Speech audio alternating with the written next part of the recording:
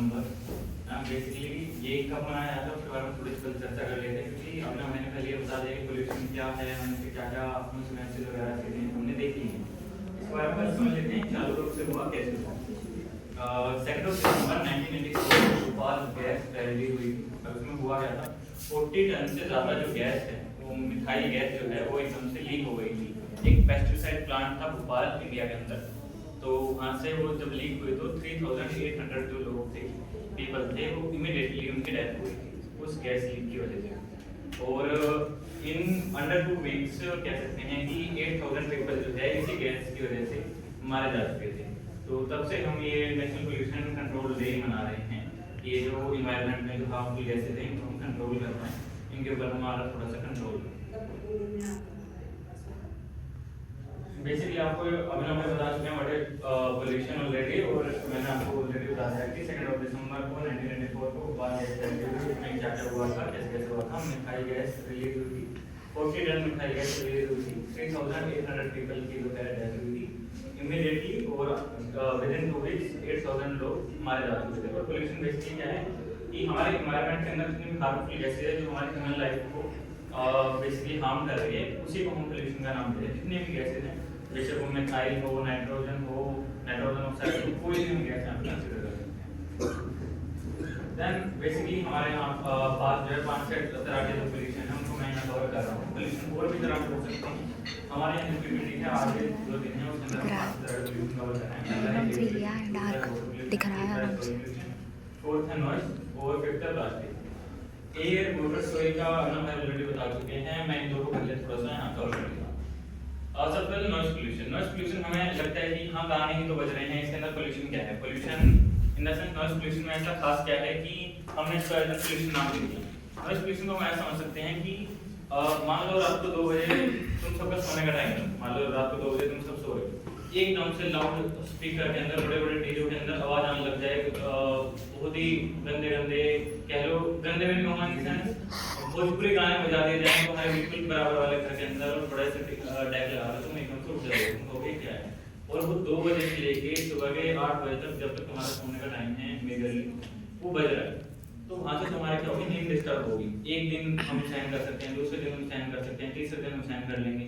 उसके बाद क्या होगा, ह्यूमन बॉडी को मेनली स्लीप तो चाहिए। अगर वो स्लीप नहीं मिलेगी तो इरिटेट होगी, फ्रस्ट्रेशन होगा, उसी को हम यहाँ पे पोल्यूशन का नाम दे रहे हैं। ज्यादा ऐसा शोर है जिससे हम परेशान हो रहे हैं, उसको हम नॉइज पोल्यूशन का नाम दे रहे हैं। और plastic pollution, basically plastic pollution वो पोल्यूशन है, प्लास्टिक ओवरऑल कभी भी डिकम्पोज नहीं हो सकता, ये हम सब जानते हैं। तो जो सिंगल यूज ऑफ प्लास्टिक है उसको कम करने के लिए हम यहाँ प्लास्टिक पोल्यूशन का यहाँ हमने काम किया है। इनके बारे में आप सब जानते हैं कि एयर पोल्यूशन क्या होता है, सॉइल पोल्यूशन क्या होता है। मैंने यहाँ पे सिर्फ सॉल्यूशंस के बारे में बात करना है।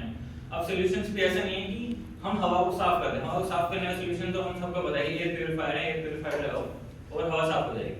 वो सॉल्यूशन नहीं होगा कि हम कैसे इस चीज को कंट्रोल कर सकते हैं, क्योंकि आज नेशनल पोल्यूशन कंट्रोल डे है। हमें पोल्यूशन को कंट्रोल करना है। कंट्रोल करने के लिए हम क्या क्या यहाँ पे स्टेप्स ले सकते हैं, हम इनके बारे में बात करें। सबसे पहले आता है कि हम बेसिकली क्या कर सकते हैं, ट्रांसपोर्ट को, जो भी पब्लिक ट्रांसपोर्ट है या फिर जो इलेक्ट्रिकल व्हीकल आते हैं, ईवी चल रहे हैं, इलेक्ट्रिकल व्हीकल, बाइक आ चुकी है, इलेक्ट्रिक गाड़ीज आ चुकी हैं, इलेक्ट्रिक कार्स आ चुकी हैं ना, तो हम उनकी तरफ शिफ्ट हो जाएं। अगर उन्हें कहीं जाना है, दूर भी जाना है, तो हम पब्लिक ट्रांसपोर्ट, हम मेट्रो, दिल्ली के अंदर मेट्रो की जो सुविधा है वो इतनी अच्छी है ना कि आज तक यूएस यूके भी हमारी बिल्कुल कम्पीट कर नहीं सकता, क्योंकि वहाँ पे जो मेट्रो की हालत है वो बहुत ही ज़्यादा बुरी है। हम बहुत ही ज़्यादा कह सकते हैं साफ सुथरी मेट्रो नहीं है जितनी हमारे यहाँ दिल्ली मेट्रो है। दिल्ली मेट्रो हर एक कोने को कवर करती है। तो हम अगर दिल्ली के अंदर जाओगे तो मेनली मैं दिल्ली का एग्जाम्पल इसलिए ले रहा हूँ कि हमने आसपास के जितने भी लोग हैं यहाँ पे, वो आज तक दिल्ली तो विजिट करके ही आए हैं। मैं एग्जाम्पल बॉम्बे का दे सकता हूँ, दिल्ली के अंदर क्या है कि हम जाते हैं तो हम 2-2 घंटे 3-3 घंटे ट्रैफिक के अंदर फंसे हुए हैं। तो उसकी वजह से क्या है कि एक ही जगह जो गाड़ियाँ खड़ी हैं और वो चले जा रही है, तो पोल्यूशन ज़्यादा प्रोड्यूस हो रहा है। इसी जगह अगर हम मेट्रो का यूज़ करें आने जाने के लिए, तो बहुत ईजी रहेगा कि हमने सस्टेनेबल ट्रांसपोर्टेशन का पॉइंट लिया। रिन्यूएबल एनर्जी बेसिकली क्या है कि ऐसी चीज़ जैसे एयर पोल्यूशन, एयर क्लीनिंग के सॉल्यूशन के बारे में बात हो रही है, तो हमने यहाँ पे विंड्स का एग्जांपल ले लिया कि हम टरबाइन लगा सकते हैं बड़े-बड़े बहुत सारे, कि जिससे कि हम बेसिकली रिन्यूएबल एनर्जी को जनरेट कर सकें। ज़्यादा से ज़्यादा पेड़ लगाए जा सकते हैं जिससे कि हमारा जो है नेचुरल जो है वो CO2 को इनहेल करेगा और ऑक्सीजन छोड़ेगा, जिससे हमारा एनवायरनमेंट थोड़ा साफ होगा। और इंडस्ट्री के अंदर हम क्या कर सकते हैं कि आजकल बहुत सारे मॉडर्न फिल्टर सिस्टम आ चुके हैं। मान लो कि जैसे हमारे घर में चिमनी होती है, चिमनी का नॉर्मली एग्जांपल ले लेते हैं। चिमनी के अंदर क्या है कि हमने कुछ भी मान लो खाना बनाया, आजकल मैं पीजी में रह रहा हूँ तो मेरे को पता है कि अगर हम छोक वगैरह मार रहे हैं कि लड़कियां ज्यादा जानती होंगी, तो उसके अंदर क्या होता है कि धुआं एकदम से आता है और वो चिमनी के थ्रू हम डायरेक्ट बाहर देते हैं। पर हम क्या करते हैं, चिमनी के अंदर फिल्ट्रेशन सिस्टम आ गए हैं, एडवांस फिल्ट्रेशन सिस्टम आ गए हैं, तो उस धुआं को भी वो प्यूरिफाई करके बाहर देते हैं।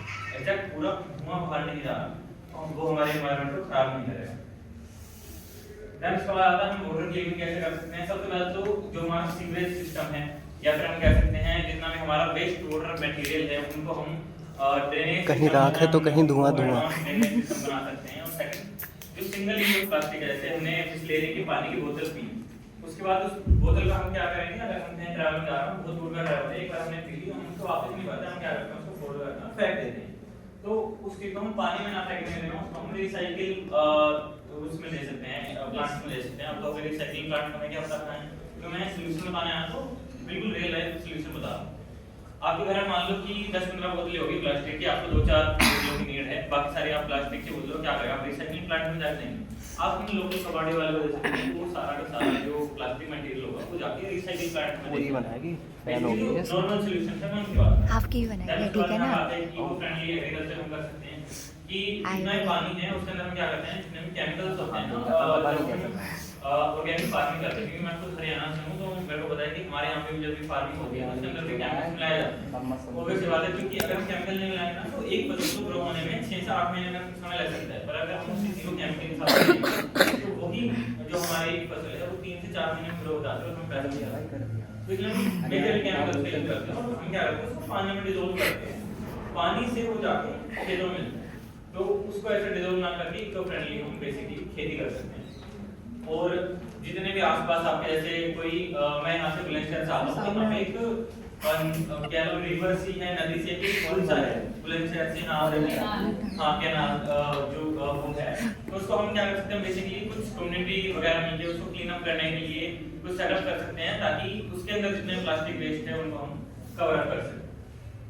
इनका दिमाग Then कितना there is तेज soil है। cleaning solution. Soil cleaning solution के अंदर क्या है? सबसे पहले माफ कर देना sustainable farming एक practice से करके मैं हमारा तो बेसिकली मैं फादर का हम खुद ही फार्मिंग करते हैं तो हमें पता है कि ओवरऑल जितनी भी चीजें हैं ना ये सिर्फ और सिर्फ इसलिए की जाती हैं क्योंकि जो क्रॉप है वो जल्दी ग्रो हो पाए और जल्दी हम उनको सेल कर पाए और जल्दी हमारे को पैसा मिल जाए। अगर हम ऑर्गेनिक फार्मिंग की तरफ जाते हैं ना तो वहां से चीजें तो अच्छी निकलती हैं, द पॉइंट इज उसके लिए 6 से 8 महीने का वेट कौन करेगा। वही सेम चीज हमें केमिकल्स यूज करके जो 4 महीने मिल रही है कोई 8 महीने तक क्यों वेट करेगा। तो इसके लिए क्या हुआ है, बेसिकली बहुत सारे कह सकते हैं टाइप्स बना दिए गए हैं खेती। जैसे अगर आपने 9th-10th में पढ़ा हुआ तो सीडी नुमा खेती है जो कि हिल्स एरिया में चलती है। ऐसे यहाँ पे ना इस लैंड के अंदर खेती है, उसे ऑर्गेनिक फार्मिंग के थ्रू और बाकी सारी चीजों के थ्रू हम केमिकल और फर्टिलाइजर को हटा के नॉर्मल खेती कर सकते हैं। प्रॉपर वेस्ट डिस्पोजल जितना वेस्ट है खाद जो बनती है बेसिकली हम क्या करते हैं खाद से मार्केट से खरीद के लाते हैं। इससे हमारे पास बेटर वे है कि अगर हमारे पास काऊ है या बफेलोज हैं तो उनके डंग से जो है उनको ऑर्गेनिक खाद प्रोड्यूस कर सकते हैं। और हम प्लांट्स वगैरह लगाने की सोइल को सोइल की बेसिकली रेमेडीज हैं कि हम सोइल को इन डिटेल चला गया काफी उसके अंदर हम अपने प्लांट को कैसे डालेंगे उनके टेक्निक्स को हम फॉलो बेसिकली करना है। देन नॉइस पोल्यूशन के बारे में मैंने ऑलरेडी थोड़ा सा बताया, नॉइस पोल्यूशन के बारे में थोड़ा सा और कवर करता हूं। पहले तो पर्सनल हियरिंग प्रोटेक्शन, अगर बहुत ज्यादा शोर हो रहा है जैसे मैं एग्जांपल दिया था रात के 2 बजे का डीजे बज रहा है तो हम क्या कर सकते हैं, हमारा बस इतना है कि हम हमारे ईयर्स को प्रोटेक्ट कर सकते हैं, कानों को कवर कर सकते हैं। अब हाथों से कान कवर नहीं होंगे तो इसलिए हमने यहाँ पे दो स्लाइड देखो कितनी अच्छी बनाई है। या तो ईयर प्लग्स पहन सकते हैं या ईयर माउस आते हैं तो हमारे आपने पढ़े बीच मजे करे हमने साउंड ना करे। सेकंड हमें साउंड प्रूफ, आजकल जब हमारे घर बन गए हैं वो तो बन गए हैं पर उसके अंदर ना आजकल साउंड प्रूफ होम बन रहे हैं। और अगर किसी का साउंड प्रूफ होम वगैरह जिनका बन चुका है वो ऐसे नहीं कर सकते तो आजकल साउंड प्रूफ फोम आ रहे हैं। तो अगर आप वो लगाओगे तो बेसिकली आपके घर का शोर भी बाहर नहीं जाएगा और बाहर का शोर भी आपको अंदर सुनाई नहीं देगा। तो दोनों के लिए फायदा है। तो अर्बन एरिया के अंदर आपके लिए साउंड प्रूफ फोम चाहिए। और कोई भी मशीनरी मान लो कि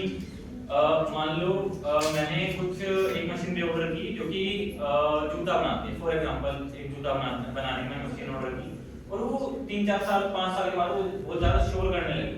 तो तो क्या कंपनी ने ऐसी मशीन थोड़ी बनाई थी उनको शोर करके जूता बनाए, उन्होंने तो ऐसी मशीन बनाई थी जो जूता बनाए और बहुत ही इजी वे में जूता बन सके। तो इसके लिए हमने क्या करा, बेसिकली यहाँ जो पॉइंट लिखा है कि हम मशीन को बार-बार मेंटेन करना चाहिए, हर चीज मेंटेन हो, उनकी ऑपरेशन हो ताकि वो ज्यादा से ज्यादा पोल्यूशन ना फैलाए और शोर ना फैलाए।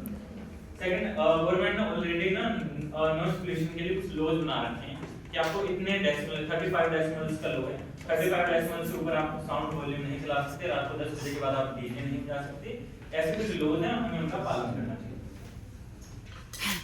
Thank you for your attention, this is I hope आपको ये प्रेजेंटेशन पसंद आई होगी। बहुत बढ़िया। अगर बहुत से